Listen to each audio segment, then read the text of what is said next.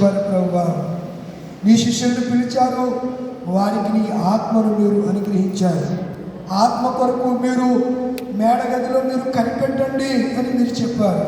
యెరూషలేములో నుంచి ఎక్కడికి వెళ్ళవద్దు అని మీరు చెప్పారు ప్రభువా.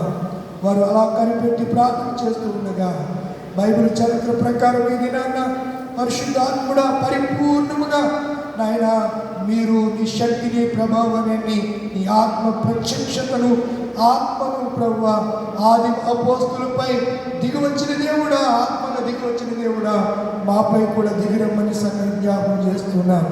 మమ్మల్ని అందరినీ ఒక్కొక్కరిని ప్రభువా పిరికి వారిగా ఉంటున్న మమ్మల్ని, బలహీనులుగా ఉంటున్న మమ్మల్ని నాయన అనేక విషయాల్లో తగ్గిపోతున్న మమ్మల్ని ప్రభువా పేతురుకప్పుడు పరిశుద్ధాత్మ లేక బొక్కాడు, తగ్గిపోయాడు, పాత జీవితానికి వెళ్ళాడు.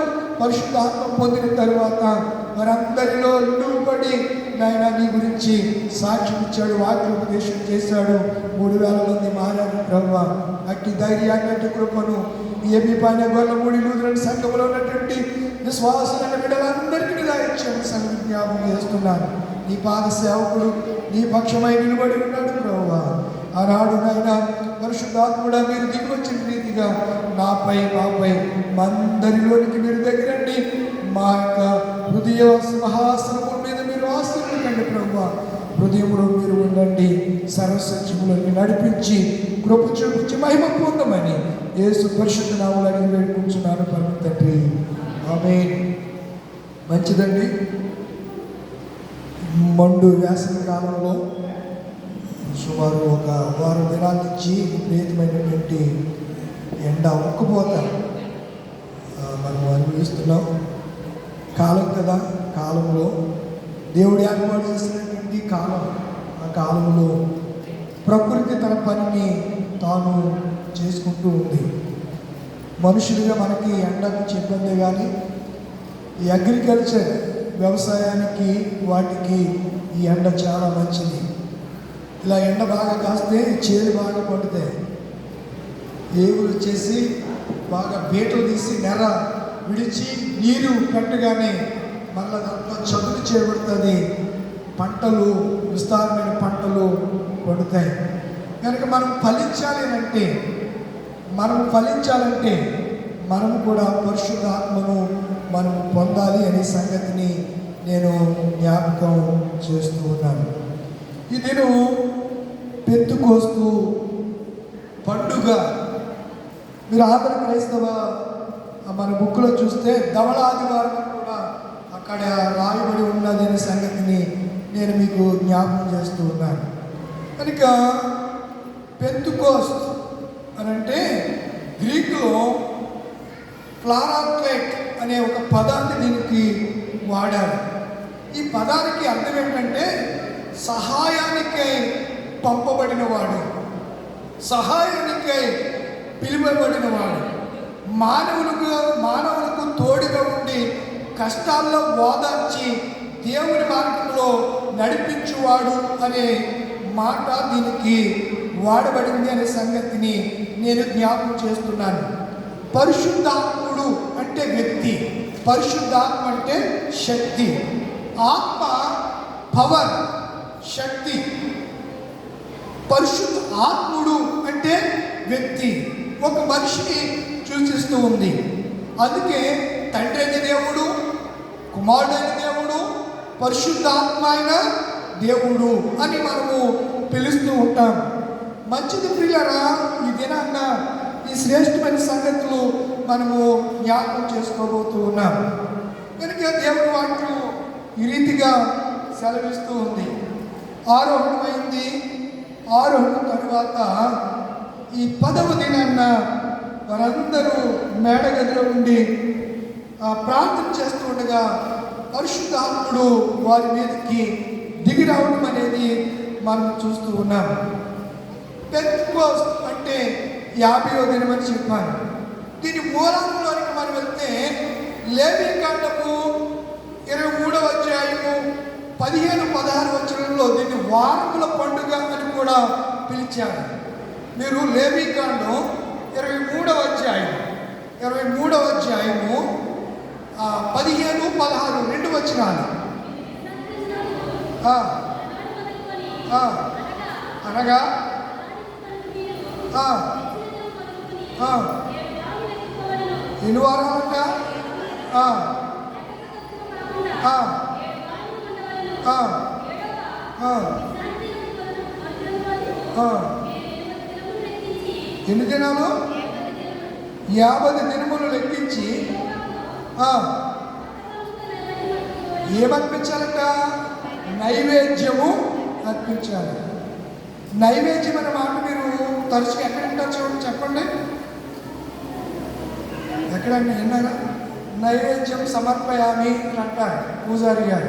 నైవేద్యం సమర్పయామి, ఈ అర్పణ నీకు సమర్పిస్తున్నాను, ఈ కానుకను నీకు సమర్పిస్తున్నానని చెప్పి పూజారి చెప్తూ ఉంటాడు.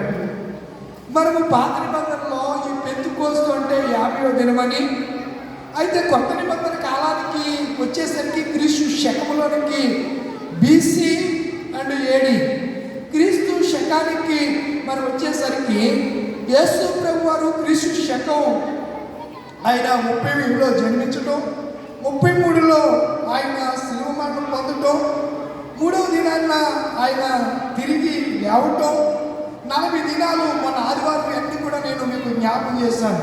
40 దినాలు వారికి సశరీరుడిగా ప్రత్యక్షమవటం, 500 కంటే ఎక్కువ మందికి ఒకేసారి ఆయన ప్రత్యక్షమవటం, ఈ సంగతులన్నీ 6వ దినాన్న మొన్నటి ఆదివారం మనం చూసాం.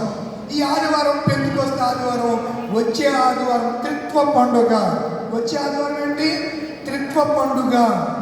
త్రిత్వము, త్రినేటి అనే అంశాన్ని మనం ధ్యానం చేస్తాం. ఈరోజు మన ధ్యానాంశము పెంతెకోస్తు పండుగలో ఈ యోవేలు ప్రవచించినటువంటి ప్రవచన గ్రంథము. యోవేలు గ్రంథం ఏ గ్రంథం చెప్పండి? ప్రవచన గ్రంథం. ఇది ప్రవచన గ్రంథం. ఒకసారి యోవేలు గ్రంథాన్ని తీసుకునండి. యోవేలు గ్రంథం ఎక్కడుంది? ఎన్నో పేజీ? 700. యోవేలు గ్రంథంలో కొన్ని మాటలు మీకు నేను జ్ఞాపకం చేయడానికి ఇష్టపడుతున్నాను. యోవేలు అనగా యెహోవాయే దేవుడు. ఎలోహి అంటే దేవుడు నా దేవుడే, యెహోవాయే దేవుడు అనే మాట ఈ యోవేలు అనే మాటకు మనం చూస్తూ ఉంటాం. ఇది బైబిల్లో 29వ పుస్తకం. ఎన్నో పుస్తకం మీరు లెక్క పెట్టండి. ఆదికాండం నుంచి ఈ పుస్తకం 66 పుస్తకాల్లో, పాత నిబంధనలో 39 పుస్తకాల్లో ఇది 29వ బుక్, 29వ పుస్తకము. ఇందులో 3 అధ్యాయాలు ఉన్నాయి. ఎన్ని అధ్యాయాలు ఉన్నాయండి? 3 అధ్యాయాలు ఉన్నాయి. ఎన్ని వచనాలు ఉన్నాయి? 73 వచనాలు కలిగినటువంటి శ్రేష్టమైనటువంటి ప్రవచన గ్రంథము, ఆత్మను గురించి క్షుణ్ణంగా వివరించిన గ్రంథము అనే సంగతిని నేను మీకు జ్ఞాపకం చేస్తున్నాను. మీరు ప్రారంభ అధ్యాయం 1వ వచనాన్ని చూస్తే పెతూయేలు కుమారుడైన యోవేలుకు ప్రత్యక్షమైన ఎవరెవరు వినాలో చెప్తున్నాడు. పెద్దలారా ఆలకించండి. ఎవరు ఆలకించాలి? దేశ కాపురస్తులారా మీరందరూ చెవికి వినండి. ఇలాంటి సంగతి మీ దినముల్లో కానీ మీ పితరుల దినముల్లో కానీ జరిగినది. ఎలాంటి సంగతి? వారందరూ మేడగదిలో కూడి ఉండగా ఈ ప్రవచన గ్రంథం ఇది ఎప్పుడు నెరవేరిందో కూడా ఆ పేతురు గారు తన ప్రసంగంలోనే చెప్పాడు. ఒకసారి అపోస్తుల కార్యగ్రంథంలోకి వెళ్తారా? అపోస్తుల కార్యగ్రంథము అమ్మా ఎక్కడ చదువుతారు అంటే 16వ వచనంలో చదవాలి. యోవేలు ప్రవక్త ద్వారా చెప్పబడిన సంగతి ఏదనగా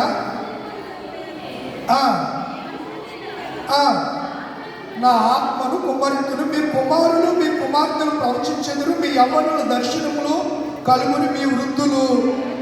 ఈ మాటలు యోవేలు గ్రంథం 22-28లో ఉంటాయి. ఒకసారి మరలా యోవేలు గ్రంథంలో రండి. యోవేలు గ్రంథం చదవమ్మా. తరువాత నేను సర్వజనుల మీద నా ఆత్మను కుమ్మరింతును, మీ కుమారులు మీ కుమార్తెలు ప్రవచనములు చెప్పుదురు. మీ ముసలివారు, అక్కడ వృద్ధులు అన్నాడు, ఇక్కడ ముసలివారు అన్నాడు. ముసలివారు కలలు కందురు, మీ యవ్వనములు. ఈ ప్రవచనం ఎప్పుడు నెరవేరింది? ఎప్పుడు నెరవేరింది? క్రీస్తు శకం 33లో ఇది నెరవేరింది.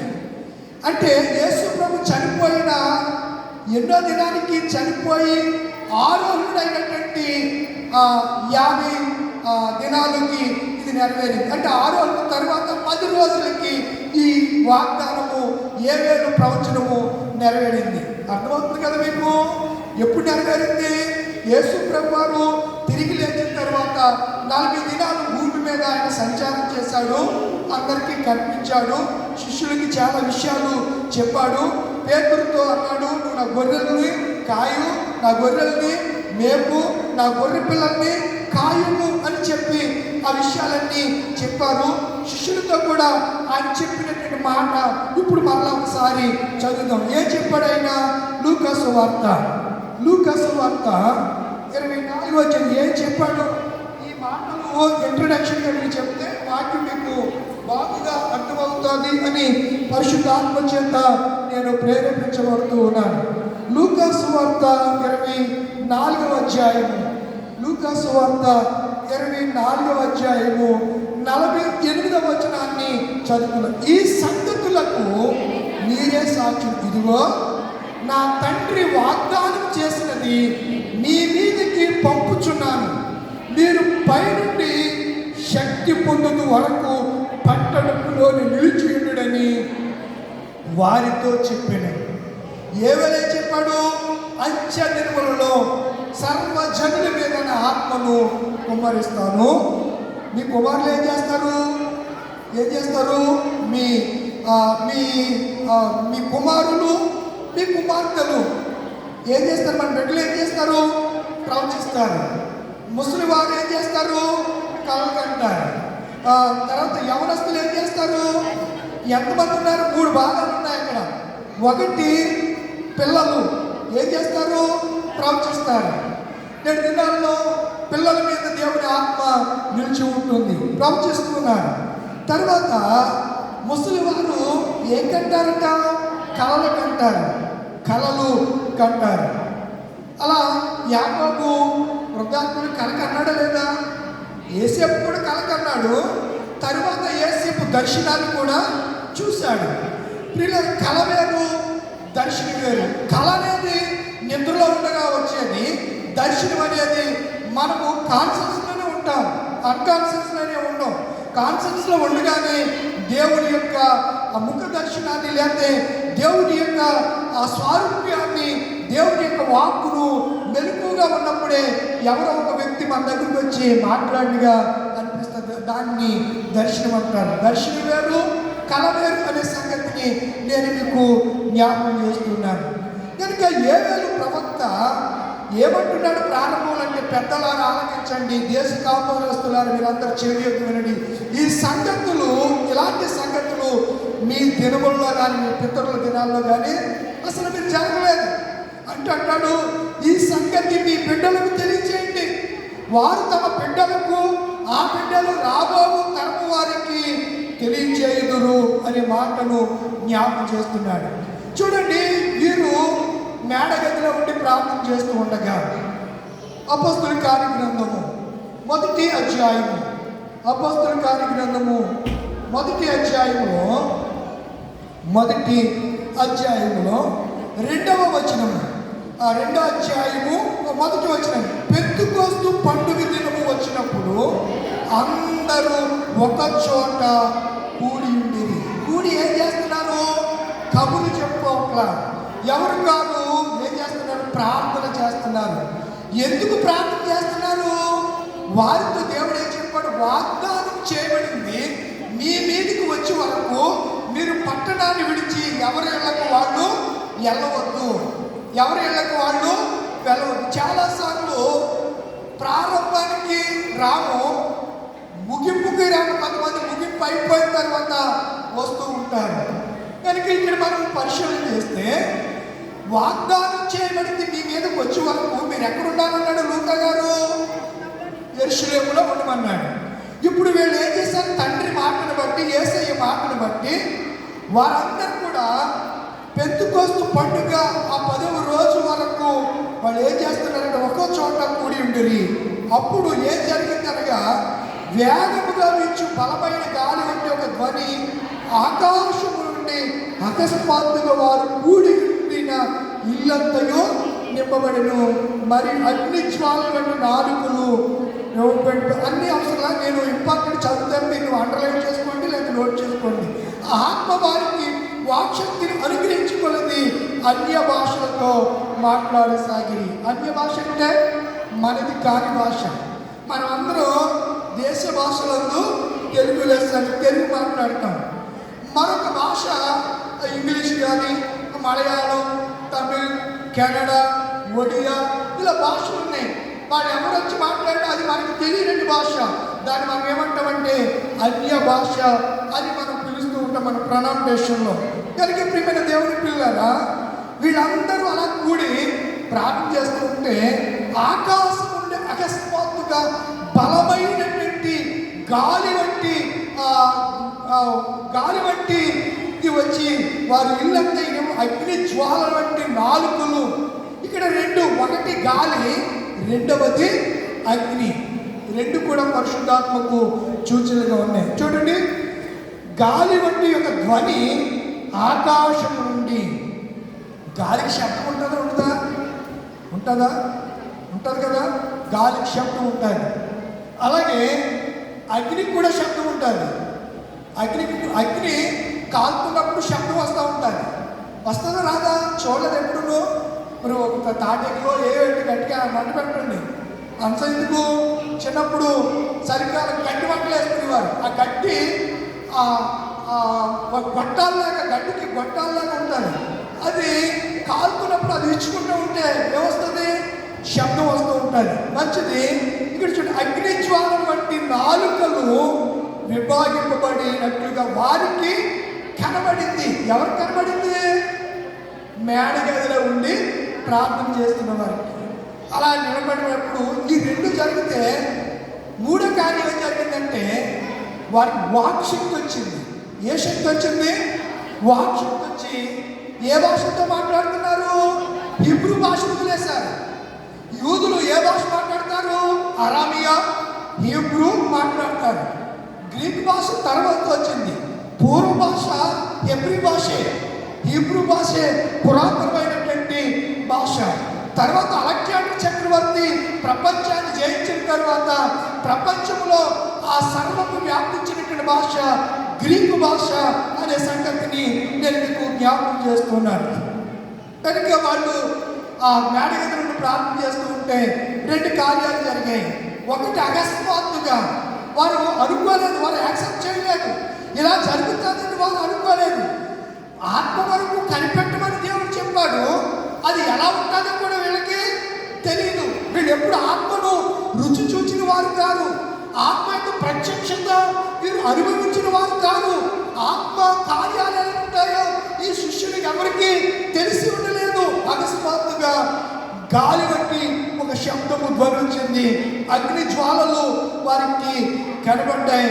చూడండి, వాక్శక్తి వారికి అనుగ్రహించిన కొలది అన్య భాషలతో వారి భాష కాకుండా వేరే ఇతర దేశపు భాషను వారు మాట్లాడుతున్నారు. ఆ కాలంలో ఆకాశం క్రింద నుండి ప్రతి జనములో నుండి వచ్చిన భక్తి కలిగిన యూదులు యెరూషలేములో కాపురము ఉండిరి.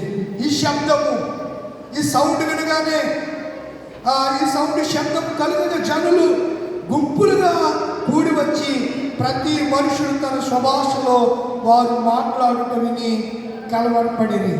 అప్పుడు మైకులు లేవు. ఇప్పుడంటే దేవాలయం మీద మైకులు ఉండకూడదని క్రూయిల్ మైకుల్లో కొంతమంది చట్టాలు చేసి వాటి కొరకు పోరాటం చేస్తున్నారు. ఆ దినాల్లో మైకులు లేకపోయినా శబ్దం వినపడింది. మైకు శబ్దం కాదని ఆకాశం నుంచి వచ్చిన శబ్దం. ఈ శబ్దం, ఈ ధ్వని తరంగాలు కేవలం ఎలక్ట్రికల్ వస్తువు ఆపరేట్ అవ్వడం ద్వారా వస్తున్నటువంటి శబ్దం అయితే ఆ దినాల్లో ఆకాశము నుంచి ఒక శబ్దము వారి మీదకి రావటం, వారి దగ్గరికి రావటం. ఆ వచ్చిన తరువాత అగ్ని పరిశుద్ధాత్మకు చూచినే దానికి కావాలంటే మోషే ఏం చూశాడు? అగ్నిని చూశాడు, మండుచున్న పొదను చూశాడు. కానీ పొద మాత్రము అంటే అగ్ని రూపంగా కనపడుతుంది, కానీ మనమేమి ఆత్మలో మనమేమి కాలిపోమనే సంగతిని నేను జ్ఞాపకం చేస్తూ ఉన్నాను. కనుక భక్తి కలిగిన వీధులు ఎరుషలేముకు వచ్చారు. ఈ శబ్దం కలిగిన జనులు గుంపులుగా ఎలా వచ్చేసారంట? ఈ శబ్దం వినగానే మనం కూడా దేవుని మందిరంలో సౌండ్ వినగానే, ప్రార్థనలు కానీ త్వరపడి దేవుని సన్నిధికి రావాలి. వాళ్ళు ఈ శబ్దం విని భక్తి కలిగిన వాళ్ళు, ఇప్పుడు భక్తిహీనులు ఎలాగా రాలేదు, భక్తి కలిగిన వాళ్ళు కూడా రావట్లేదు. రాత్రి జరిగే చిత్రం అది. భక్తి కలిగిన వాళ్ళు కూడా రావాలి కదా, ఇక్కడ అదే ఉంది కదా. ఎవరు రాయబడింది?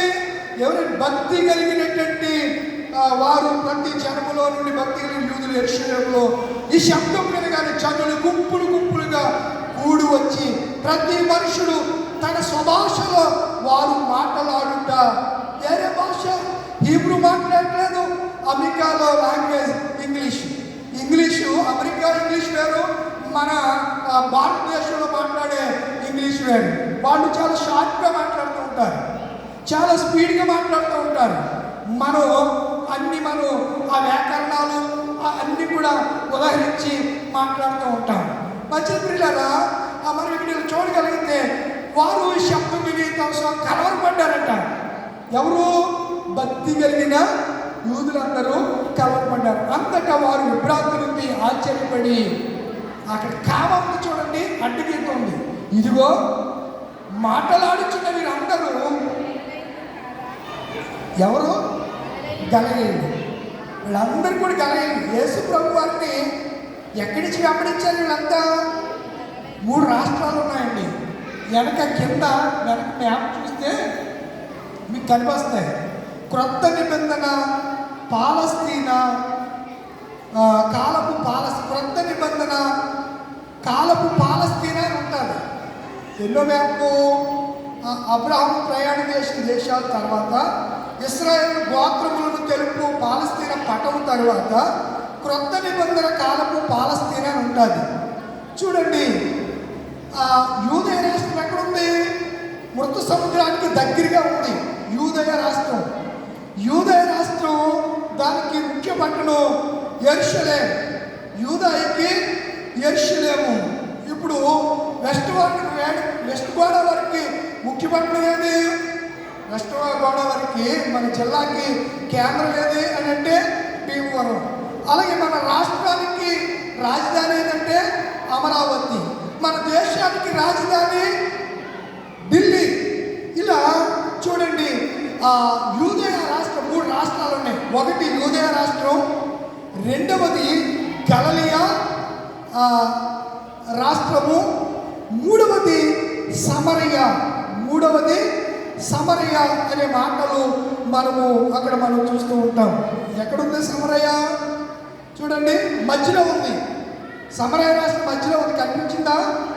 మ్యాప్ ఇలా ఉంది కదా. కింద ఏముంది? యూదయ రాష్ట్రం ఉంది. మధ్యలో ఏముంది? సమరయ ఉంది. ఈ పై భాగం ఏముంది? గలిలయ సమరయ దాటుకుని వాళ్ళు ఎక్కడికి వచ్చారు? యెరూషలేముకి వచ్చారు. యెరూషలేములో ఒలీవల కొండ మీద నుంచి యేసు ప్రభు ఎక్కడికి వెళ్ళిపోయాడు? పరలోకమునకు ఆరోహణ అయిపోయాడు. ఇప్పుడు గలిలయ నుంచి వచ్చిన వాళ్ళందరూ కూడా ఎక్కడ ఉండిపోయారు? యెరూషలేములో ఉన్నారు. యెరూషలేములో ఉండి ఏం చేస్తున్నారు? వీళ్ళు ప్రార్థన చేస్తున్నారు. దేని కొరకు ప్రార్థన చేస్తున్నారు? ఏ మాట కొరకు ప్రార్థన చేస్తున్నారంటే, మీరు యెరూషలేము నుంచి విడిచి వెళ్ళకూడదు అని యేసయ్య చెప్పిన మాట కొరకు వాళ్ళు ప్రార్థన చేస్తూ ఉండగా ఎన్ని రోజులు అయిపోయింది? 10 దినాలు అయిపోయింది. అంటే పెంతెకోస్తు 50 దినంలోకి వచ్చేసారు. ఆ దినాలు జరిగిన సంగతులు ఎప్పుడో క్రీస్తుకు పూర్వమే ప్రవక్త అయినటువంటి యోవేలు ప్రవచించాడు. ఆ ప్రవచన విధానంలో ఏం రాయబడిందో మరొకసారి అపొస్తలుల కార్యగ్రంథంలోనికి మనం వెళితే మనకు బాగుగా అర్థమవుతుంది.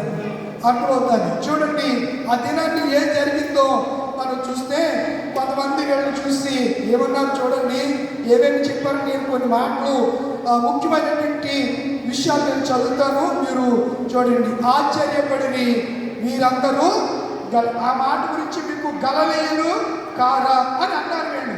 అంటే వీళ్ళందరూ ఎక్కడి నుంచి వచ్చారు?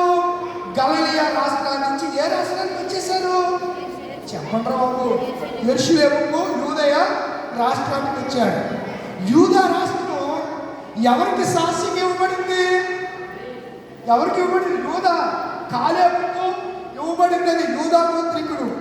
ఆ గోత్రంలో నుంచి ఎవరు పుట్టారు? దావీదు. దావీదు నుంచి యేసుక్రీస్తు. ఇలా యూదా గోత్రము లేదా యూదులకు ఇవ్వబడినటువంటి ఆ ప్రాంతము ఈ యూదయ, సమరయ, గలిలయలో యూదయ ప్రాముఖ్యమైంది. వీరిని మనం చూస్తే కలవరపడ్డారు. మనలో ప్రతివాడు తాను పుట్టిన స్వభాషలో వీరు మాట్లాడుతున్నారు అని చెప్పి మాట్లాడుతూ ఉంటుండగా 10వ వచనం, కురేనే దగ్గర లిబియా ప్రాంతములందు కాపురమున్న వారు, రోమా నుండి పరవాసులుగా వచ్చిన వారు, యూదులు, యూదా మత ప్రవిష్టులు. యూదా మతంలో కూడా ప్రవిష్టులు ఉంటారు. క్రైస్తవులు కూడా భక్తి కలిగిన క్రైస్తవులు ఉంటారు. అలా యూదాలో కూడా యూదా మత ప్రవిష్టులు ఉన్నారట. కేతీయులు, అరబీయులు. అరబీయులు అంటే ఇప్పుడు ముస్లిం దేశాలు 52 కంట్రీస్ ఉన్నాయి కదా, 52 కంట్రీస్ ఉన్నాయి Muslim countries. Arab countries 52 countries ఉన్నాయి. అరబీయులు మొదలైన మనమందరము వీరు మన భాషలో దేవుని గొప్ప కార్యములను వివరించుట వినుచున్నాము. వీరు మాట్లాడే భాషలో దేవుడి గురించి వివరిస్తున్నారట. మనం భోజనం చేసినను, పానం చేసినను, ఏది చేసినా దేవుని మహిమ వరకు చేయాలి అన్నట్లుగానే వీరు అన్య భాషల్లోనే దేవుని వాక్యానికి వారికి బోధిస్తూ ఉన్నారు. ఎప్పుడు అనగా ఆత్మను పొందినప్పుడు మాత్రమే ఇది సాధ్యపడింది, ఆత్మ పూర్వులైనప్పుడు మాత్రమే అది సాధ్యపడింది అనే సంగతి నేను జ్ఞాపకం చేస్తూ ఉన్నాను. అయితే వీటిలో ఉంటారు కదా, నెగిటివ్ పాజిటివ్ ఉన్న చోట నెగిటివ్ థింగ్స్ కూడా ఉంటాయి. వెంటనే కొందరు 13 వచ్చిన కొందరు వీరు క్రొత్త మద్యముతో నిండి ఉన్నారని అపహాస్యం చేశారు. మందు తాగి వాళ్ళకి తెలుపుతారు. మరి కొత్త మద్యం, పాత మద్యం అంటారు. కొంతమంది బాగా పాతది బాగుంటుందండి అని ఎవరో చెప్తే విన్నాను. మళ్ళీ మీరు ఏదో అనుకున్నారు కానీ ఎవరో చెప్తే విన్నాను. పాతది ఎంత ఓల్డ్ అయితే అంత బాగుంటుంది. పెళ్ళిగారా ఎంత పాత అయితే ఆ మందు అంత రుచిగా ఉంటుందని ఎవరో చెప్తే విన్నాను. నాకు తెలీదు. ఇక్కడ అంటున్నారు కదా, వీళ్ళైతేనట కొందరికి కొత్త మద్యము. ఏ మద్యం? కొత్త మద్యము త్రాగారు అని చెప్పి వీళ్ళు ఏం చేశారట? ఏం చేశారు? అపహాస్యము చేసి. ఇలా చేస్తూ ఉండగానే హీరో గారు లేచారండి. ఎంతమందిలో లేచి అక్కడ రాసిపడి ఉంది ఎంతమంది? 11 మందిలో 12 మంది లేరా? అప్పటికి ఓ శిష్యుడు యోధ వెళ్ళిపోయాడు. యోధ వెళ్ళిపోయిన స్థానంలో ఒక అతన్ని సీట్లు వేసుకుని ఒక అతను చేర్చుకున్నారు. అతని పేరేం పేరు? మత్తీయ అని పేరంట. 2వ వచనంలో 1వ అధ్యాయము మీరు 24 నుంచి 26 చూస్తే ఇప్పుడు మన అంశం టైం అయిపోతుంది కదా, అతను వేసుకున్నారు. కానీ ఇక్కడ 2వ అధ్యాయము 14వ అధ్యాయానికి వచ్చేసరికి అయితే ఈ సంగతులన్నీ జరుగుతున్నాయి. అయితే పేతురు 11 గురితో కూడా లేచాడట. అంటే ఇప్పుడు శిష్యులు అక్కడ 12వ వాడిని చేర్చుకుని అతన్ని పరిగణలోకి ఇంకా తీసుకోలేదు. పరిగణలో అతను పరిగణింపబడలేదు. మొన్న ఆదివారం మీకు చెప్పాను, ఎవరిని పిలిచాడో వాడిని ఎలా చేశాడు ఆయన? నీతిమంతులుగా. ఆ తర్వాత వాళ్ళని ఏం చేశాడు? ఒక మాట మర్చిపోయాడు. ఏం చెప్పాను మీకు? చూడండి, రోమన్ రాసిన పత్రిక 8వ అధ్యాయము 30వ వచనం. మరియు ఎవరిని ముందుగా నిర్ణయించానో వారిని పిలిచాడు. దేవుడు కొంతమందిని, కొన్ని కుటుంబాలని ఏర్పాటు చేసుకున్నాడు, నిర్ణయించుకున్నాడు, వారిని పిలిచాడు. పిలుస్తాడు, అలాంటి వారిని పిలుస్తాడు. పిలిచాను. ఎవరిని పిలిచాడో పిలిచి మీ తిప్పలు మీరు పడండ్రా అని ఆయన చెప్పలేదు. పిలిచిన వారిని అందరిని ఎలా తీర్చేశాడంట? నీతిమంతులుగా తీర్చాడు. ఎవరిని నీతిమంతులుగా తీర్చాడో వారిని మహిమపరిచడం అని మొన్న 3 అంశాలు మీకు జ్ఞాపకం చేశాను. ఈరోజు ఈ మాటలో ఉన్నటువంటి ఈ వచనాన్ని మనము జ్ఞాపకం చేసుకుంటే ఇక్కడ ఉన్నటువంటి ఈ మాట చూడండి. అయితే పేతురు అంటే పిలిచాడు కదా, శిష్యులు ఏమన్నాడు? మీరు రండి, నేను మిమ్మల్ని ఎలా చేస్తాను?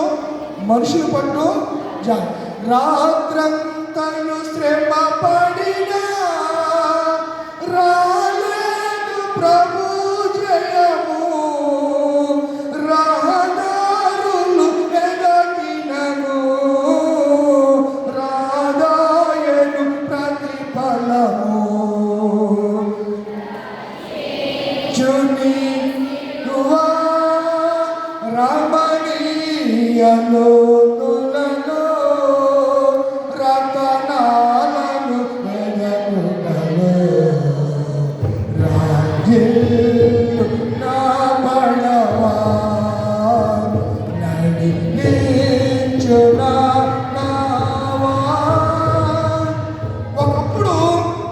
వాళ్ళు ఆత్మ లేకుండానే లోకంలో శ్రమపడ్డారు, కానీ ఏ ప్రతిఫలం లేదు. ఇప్పుడు ఆత్మపూర్ణులై ఉన్నటువంటి 11 మందిలో పేతురు గారు లేచి బిగ్గరగా వారితో ఇట్లన్నాడు. ఎలా అన్నాడంట? బిగ్గరగా. ఇప్పుడు గట్టిగా మాట్లాడితే ప్రమాదం, గట్టిగా మాట్లాడితే బీపీ రేజ్ అయ్యి కార్డియాక్ అరెస్ట్ అయ్యే పరిస్థితులు ఇప్పుడు ఉన్నాయి. విపరీతమైన గట్టిగా మాట్లాడితే బ్లడ్ ప్రెషరు పెరిగే సూచనలు కనబడుతూ ఉన్నాయి. కనుక పిల్లరా, ఆ దినాల్లో పరిశుద్ధాత్ముడు వస్తేనే బిగ్గరగానే మాట్లాడతారు. ఎందుకు? శక్తితో నింపబడతారు కనుక బిగ్గరగా అతడు మాట లేచి బిగ్గరగా వారితో యూదయ మనుషులారా ఏమంటున్నాడు? వాళ్ళేమన్నారు? గలిలయ మనుషులారా అన్నారు. ఏమని పట్టుకోండి వాక్యాన్ని. ఏమన్నారు వాళ్ళు? ఈయనేమంటున్నాడు? యూదయ మనుషులారా, యెరూషలేములో కాపురమున్న సమస్త జనులారా, ఇది మీకు తెలియగాక చెవి యొక్కి నా మాట వినండి. మీరు ఊహించినట్లు వీళ్ళు అనుకున్న మాట ఎవరికి తెలిసిపోయింది? పరిశుద్ధాత్ముడు వస్తే ఎవరన్నా ఏదో ఆలోచన చేస్తున్నప్పుడు ఖచ్చితంగా దేవుడు దాన్ని నీకు బయటపరుస్తాడు. డెఫినెట్గా సందేహం లేదు. ఖచ్చితంగా దేవుడు దాన్ని నీకు తెలియజేస్తాడు. పేతురుకి తెలిసి అంటున్నాడు, మేము తాగేసాం అనుకుంటున్నారా? మేము తాగేసి వదిలేస్తున్నాం అనుకుంటున్నారా? తాగేసి మాట్లాడుతున్నామని అనుకుంటున్నారా? తాగిన వాళ్ళ గురించి మాట్లాడతారు కదా, మాట్లాడరా? ఎక్కడ లేని ఏంటంటే జ్ఞాపకం ఉంటాయి. పిల్లల్ని అంటాడు, పిల్లల్ని అంటాడు, ఎవరినైనా అంటాడు, సంఘం ఏదైనా చేస్తే సంఘాన్ని అంటాడు. తాగేసిన తర్వాత ఏంట్రా బాబు అని 10 మందిలో పిలిచేసరికి అంటాడు, నేను తాగిన బైకులో. మరి తాగితే ఇవన్నీ ఎలా గుర్తున్నాయి? తాగితే మోసేసా? తాగితే ఇవన్నీ ఎప్పుడెప్పుడో మోసేసి ఎలా చేశాడు, ఆయన ఎలా చేశాడు, ఈయన ఎలా చేశాడు, నేను తాగినడికి ఎలా గుర్తుంటుందా? తొందరగా అవసరంలే. ఇక్కడ అంటున్నాడు కదా, అందుకని ఈ విషయం అని తెలిసి మీరేమి మత్తులు కాదు, పొద్దు పొడిచి ఏం కాలేదు అంటే పొద్దున్నే తాగరా ఉన్నారు కదా, తాగిపోయాడు అంటే ఈ భాషలో మీరు ఏదో అనుకుంటారు, పొద్దున్నే ఎక్కడ దొరుకుతుందో మాకు మేము తాగడానికి. పొద్దు పొడిచి ఒక జాబ్ అయినా కాలేదు. మొదటి జాబు ఎన్నింటి నుంచి ఎన్నింటి వరకు? ఉదయాన్ని లెక్కించండి, అత్యంత ఉదయం మనం ఉదయకాలం లెక్కేసాం అనుకోండి, ఊరి నుంచి ఆ ప్రాంతాన్ని మనము అంటాం. వీడికి జాబ్ అయినా కాలేదు అని చెప్పి మీరు అధికారిగా బాబు ఏవేలు ప్రవచన ఏవేలు ప్రభుత్వ ద్వారా చెప్పబడిన సంగతి ఏమని ఇప్పుడు ఏవేలు గ్రంథంలోకి వెళ్ళండి. మీకు అర్థం అవడం కోసం నేను ఎంత ఉపద్ఘాతం చెప్పుకురావాల్సి వచ్చింది. ఇప్పుడు ఏవేలు గ్రంథంలోకి వెళ్ళండి. 28వ వచనాన్ని ఇప్పుడు చదవండి అమ్మా. తరువాత నేను ఎవరి మీద అంటే ముందు ఈ ప్రవచనం శిష్యులకి, యేసు ప్రభు నమ్మిన వారందరికీ, నీతిమంతులుగా తీర్చబడిన వాళ్ళందరికీ కూడా ఈ వాగ్దానం వర్తిస్తుంది. ఇక్కడ 11 మందిలో ఈయన లేచాడు కానీ ఏవేలు ప్రవక్త అంటాడు కదా, ఏవేలు చెప్పబడిన ప్రవక్త అంచె దినములందు మనుషులందరి మీదను నా ఆత్మను, కొందరి మీద అందరి మీద. దేవుని ఆత్మకు పక్షపాతం, ఎవరైతే నీతిమంతులుగా ఉంటారో వారందరి మీద ఆయన ఏం కుమ్మరిస్తాడు? ఆత్మను కుమ్మరిస్తాడు, అందరి మీద కుమ్మరిస్తాడు. ఎస్పెషల్లీ ఇక్కడ కొంత వ్యక్తులను, మనుషులను ఆయన ఉదాహరించాడు. మీ కుమారులు మీ కుమార్తెలు ప్రవచనాలు చెప్తారు, ప్రాఫెసీ ప్రవచనాలు చెప్తారు. మీ యవ్వనులు దర్శనాలు చూస్తారు, మీ వృద్ధులు కలలు కట్టారు. 30 వచనం అంటాడు, 30 వచనం ఆ దినానికి సంబంధించింది కాదు, అది 2వ రాకడ వరకు సంబంధించింది. ఏంటి? ఆయన 2వసారి వచ్చినప్పుడు సూర్యుడు కంబడి వలె ఏమైపోతాడు? నలుపు అయిపోతాడు. చంద్రుడు రక్తవర్ణము తన తేజస్సును కోల్పోతాడు. ఆ మహాదినము రాకముందు అక్కడే ఉంటాయి. ఈ అపొస్తలుల కార్యాలు కూడా 20వ వచనం, ప్రభు ప్రత్యక్షమగు ఆ మహాదినము రాకముందు సూర్యుడు చీకటిగాను చంద్రుడు రక్తముగాను మారుదురు. అప్పుడు ప్రభు నామమును బట్టి ప్రార్థన చేయవారందరూ ఏం పొందుతారు? రక్షణ పొందుతారు అని ఎవరు చెప్తున్నాడు? దేవుడు చెప్తున్నాడని ఎవరు చెప్పారు? పేతురు గారు చెప్పారు. ఎలా చెప్పాడు? ఆత్మను బట్టి. అర్థమవుతుందా? చెప్పాలి అంటే, దేవుడి గురించి చెప్పాలి అంటే లోక జ్ఞానం పనికిరాదు, మిడిమిడి జ్ఞానం పనికిరాదు, లోకములోని వేదాంత విద్య పనికిరాదు. ఓన్లీ థియాలజీ అంటే దేవుడి గురించి ప్రసంగ శాస్త్రం ఎలా కనబడాలి, ఎలా చెప్పాలనే సంగతులు తెలుస్తాయేమో కానీ దేవుడి గురించి చెప్పాలంటే దేవుని ఆత్మ కావాలి. ఒక మనుషుని సంగతులు మనుష్యాత్మకి తెలుస్తాయి కానీ మరి ఎవరికి తెలియదు. దేవుని సంగతులు దేవునికి మాత్రమే తెలుస్తాయి అనే సంగతిని నేను జ్ఞాపకం చేస్తున్నాను. ఆ రీతిగా వారు ఏం పొందారు చెప్పండి? పరిశుద్ధాత్మను పొందారు. ఎన్నో దినాన్న? 50వ దినాన్న. ఇంతకు చదివినటువంటి యోహాను సువార్త 14వ అధ్యాయములో యోహాను సువార్త 14వ అధ్యాయములో మీరు నన్ను ప్రేమించిన యెడల నా ఆజ్ఞలు గైకొందురు. ఎవరు మీరు? మనం ఆయన ప్రేమిస్తే మనం ఏం చేస్తాం? ఆజ్ఞలు టైంకి వస్తాం, ప్రార్థన చేస్తాం, బైబిల్ చదువుతాం, క్రమముగా దేవుడు ఏం చెప్పాడో అది చేయటమే ఆయన ఆజ్ఞలు గైకోవటం అంటున్నాడు కదా. ఆజ్ఞలు గైకొందురు. నేను తండ్రిని వేడుకుందును, మీ యందు ఎల్లప్పుడూ ఉండుటకై ఆయన వేరొక ఆదరణకర్తను అనగా సత్య స్వరూపయగు ఆత్మను. ఆదరణకర్తని గ్రీకులో కింద ఉత్తరవాది. ఏవాది? ఉత్తరవాది. చూడండి, యోహాను రాసిన మొదటి పత్రిక, యోహాను గారు రాసినటువంటి మొదటి ఉత్తరం తీసుకున్నారా? మొదటి ఉత్తరం యోహాను గారు రాసినటువంటి మొదటి ఉత్తరం 2వ అధ్యాయము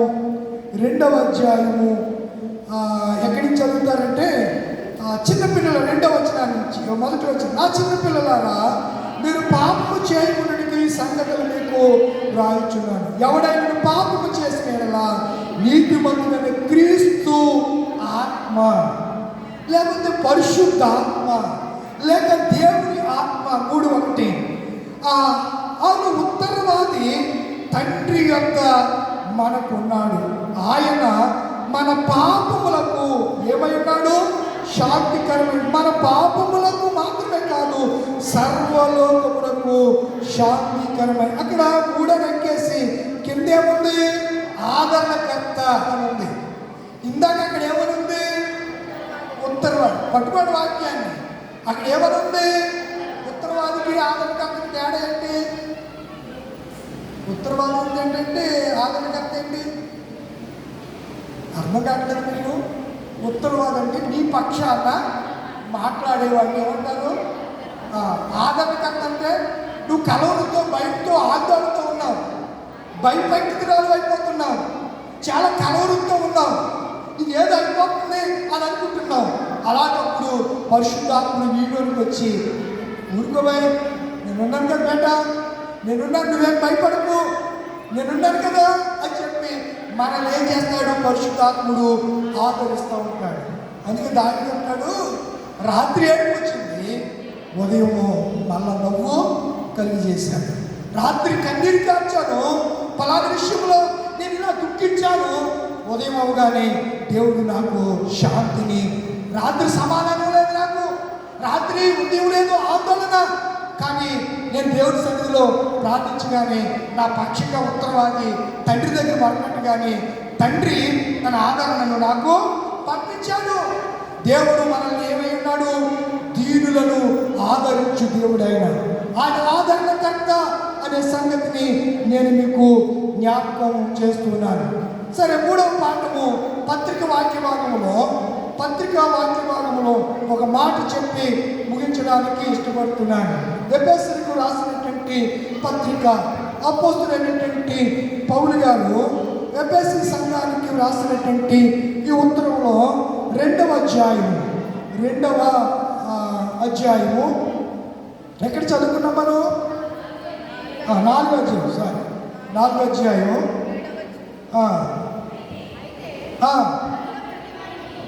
అమ్మ సరిగ్గా చక్కగా చదవండి. నేను ఎక్కడి నుంచి నేను చెప్తాను, మీరు నోట్ చేసుకుంటే బాగుంటుందేమో అని అనుకుంటున్నాను. అందుచేత ఆయన ఆరోహణమైనప్పుడు 2వ వచనం నుంచి మన పాఠాన్ని గురించి కంటిన్యూ చేస్తూ చెప్తే మీకు బాగా విశదీకరించబడుతుందని నా ఉద్దేశం. చెరను చెరగా పట్టుకుని మనుషులు ఏమి ఇచ్చాడంట? ఈవులు ఇచ్చాడు. ఇప్పుడు ఎక్కడికి వచ్చేస్తారని అంటే 10వ వచనం, దిగినవాడు తాను సమస్తము నింపునట్లు ఆకాశ మండలాన్నిటికంటే మరి పైకి ఆరోహణమై ఉన్నాడు.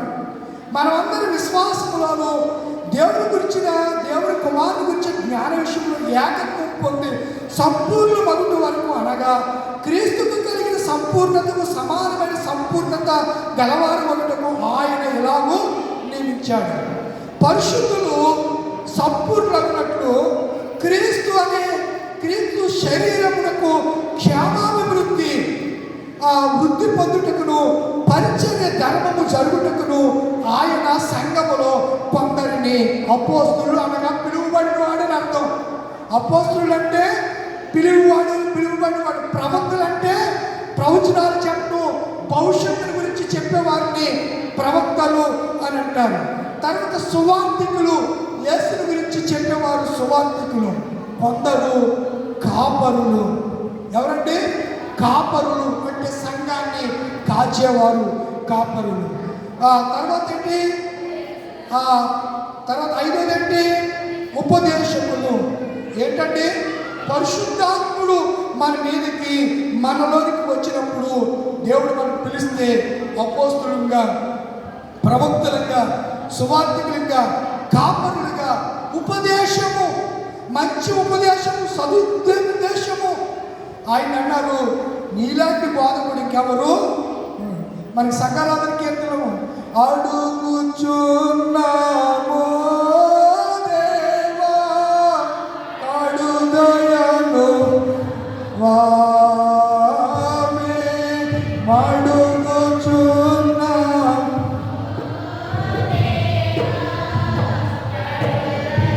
చాలండి. కనుక కొందరిని ఇలా ఆయన ఏర్పాటు చేస్తున్నాడు. అందువలన మనం ఇక ఎలా ఉండకూడదు? పసిపిల్లలుగా ఉండకూడదు.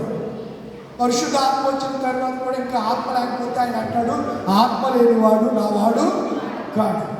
కనుక మీరు ఇక్కడ పసిపిల్లలుగా ఉండక మనుషుల మాయోపాయముల చేత వంచనతోనూ తప్పు మార్పులను కుయుక్తితోనూ గాలికి కొట్టుకుపోనట్లు కల్పింపబడిన ప్రతి ఉపదేశములకు ఇటు అటు కొట్టుకొని పోవచ్చు. అలల చేత ఎగురగొట్టబడిన వారే ఉండక ఎలా ఉండకూడదు? పరిశుద్ధాత్మను పొందాక మనం ఎలా ఉండకూడదు? పసిపిల్లలుగా ఉండకూడదు. మనుషుల మాయోపాయము చేత వంచనతోనూ తప్పు మార్గములకు కుయుక్తితో లాగువారి ఉపదేశములకు అటు ఇటు పరిగెట్టకూడదు.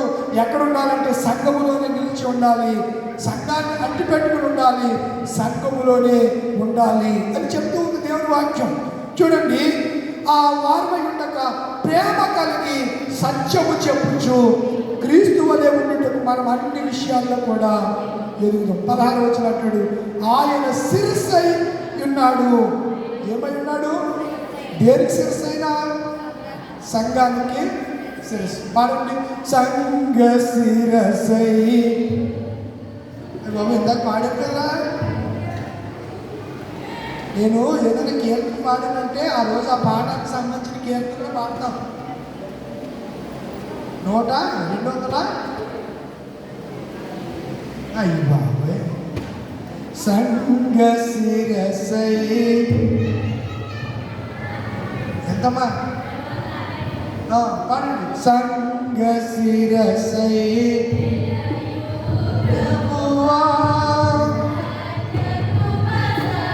పూర్ణ ప్రభా. అందరూ పాడండి. సంఘ శిరస్సై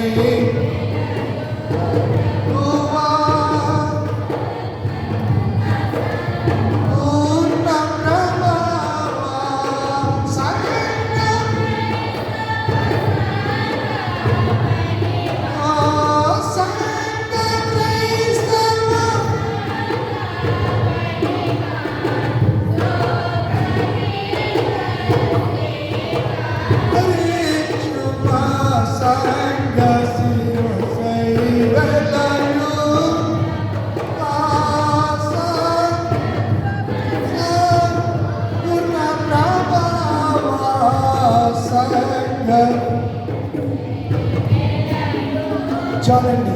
సంఘానికి శిరస్సు ఎవరు? క్రీస్తు. మనము ఆయన శరీరములో, సంఘం అనే శరీరములో మనం ఏమై ఉన్నాం? అవయవాలు ఉన్నాం. కనుక క్రీస్తు యొక్క శిరస్సులో నుంచి వచ్చే ఆలోచనను బట్టి సంఘము నడిపింపబడితే ఆ సంఘములో ఉన్న కుటుంబాలకు, ఆ బిడ్డలకు, సంఘానికి ఏం కలుగుతుంది? క్షేమాభివృద్ధి కలుగుతుంది. అట్టి కృప దేవుడు మనకందరికీ అనుగ్రహించును గాక. ఆమె. లేచి నిలబడతారా? సమస్త జ్ఞానం ఇచ్చిన దేవుని సమాధానము యేసు క్రీస్తు వలె మీ హృదయంలో తలంపులు కావలను గాక. ఆమేన్. దేవా నాయందు శుద్ధ హృదయము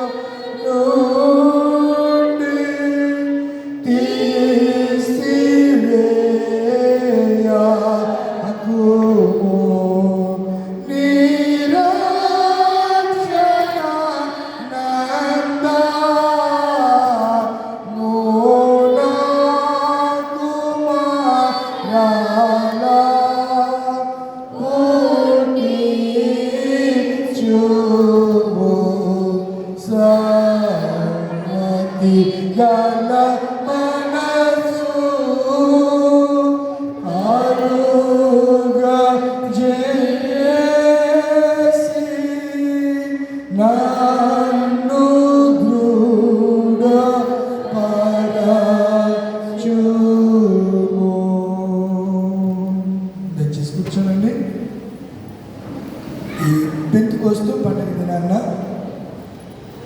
ప్రత్యేకమైనటువంటి కృతజ్ఞత కానుకలు తీసుకొచ్చినటువంటి వారు ముందుకు మోజేసు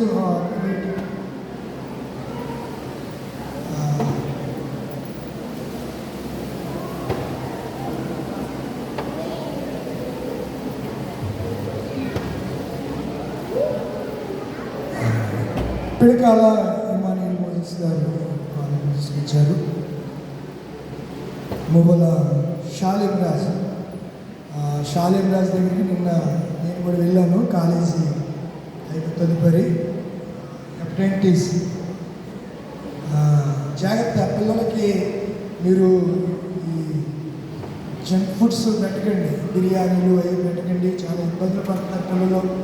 ఇంకా మీరు అలాంటికి పిల్లలు దూరంగా ఉండి మంచి ఫ్రూట్స్ ఇవ్వండి. ఇలాగే ఇబ్బందులు వస్తే వాళ్ళ గురించి మనం బాధపడండి, ముందే మనం జాగ్రత్త పడితే మంచిది. షాలేం రోజు కోసం ప్రార్థన చేద్దాం. పాలపర్తి ఎర్నిస్ట్ గారు, అలాగే ప్రియులు క్రిస్టియన్స్లు బేతాల జోసెఫ్ స్టాలిన్ గారు, పెద్ద కుమారులు సందీప్ గారు, హిమబింది గారు,